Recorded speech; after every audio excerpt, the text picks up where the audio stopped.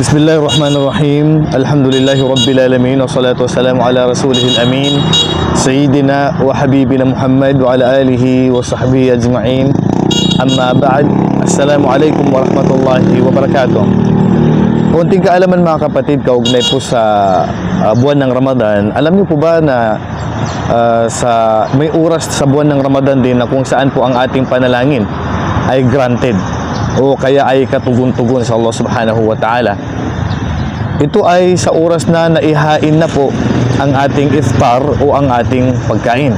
Kung ang ating pagkain ay nasa harapan na po natin, ay i-grab natin ang opportunity na tayo po ay manalangin sa Allah subhanahu wa ta'ala, kasi po ang panalangin sa oras na ito ay katugon-tugon po. Ayon sa hadith na naisalaysay ni Abdullah bin Amr bin al-As, sabi niya, sami'tu Rasulullah sallallahu alaihi wasallam, sabi niya, narinig ko ang propeta Muhammad sallallahu alaihi wasallam, sabi niya, lis-saimi 'inda fitri da'watun mustajaba. Sabi niya, sa isang nag-aayuno, kapag naihain na daw ang kanyang iftar, ang pagkain daw niya ay nandyan na, ibig sabihin bago siya kumain ay bibigyan siya ng Allah ng pagkakataon na tutugunin ang panalangin niya. Ibig sabihin mga kapatid, sa oras na yung pagkain mo ay nandyan na, naihain na po, ay i-grab mo na yung oportunidad na makapanalangin tayo sa oras na ito. Opo. Pag nandyan na yung pagkain mo sa harapan mo, manalangin ka na sa Allah subhanahu wa ta'ala. Hindi po kailangan na ang inyong panalangin po ay nakasulat sa wikang Arabic. Ano po ang gusto mong hilingin sa Allah subhanahu wa ta'ala, ay i-grab mo ang oportunidad na gamitin ang oras na ito sa iyong mga kahilingan.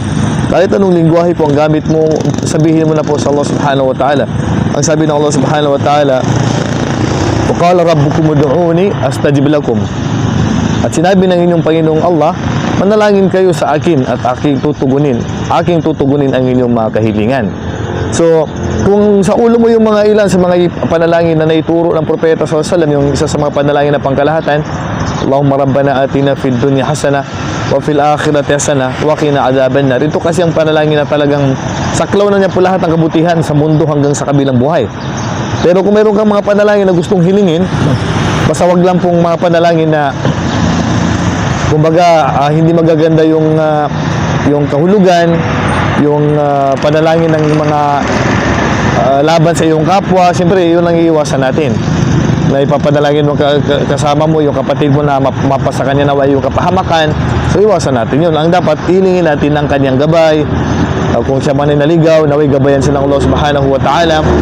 At ganoon din, iwasan din natin na ang laman ng ating panalangin ay pag-iwalayin mo yung mga magkakamag-anak. Kayo naway maghiwalay mag-asawa, maghiwalay magkamag-anak. Hindi po ganun. So dapat po puro positibo po ang ating panalangin. So i-grab natin ang oportunidad mga kapatid, na kapag nandyan na po yung pagkain, nakahain na po mga ilang minuto, ay manalangin tayo. So yan lang po mga kapatid, hanggang dito na lamang. Wallahu a'lam. Wa sallallahu ala nabiyina Muhammad wa ala alihi wa sahbihi ajma'in. Assalamualaikum warahmatullahi wabarakatuh.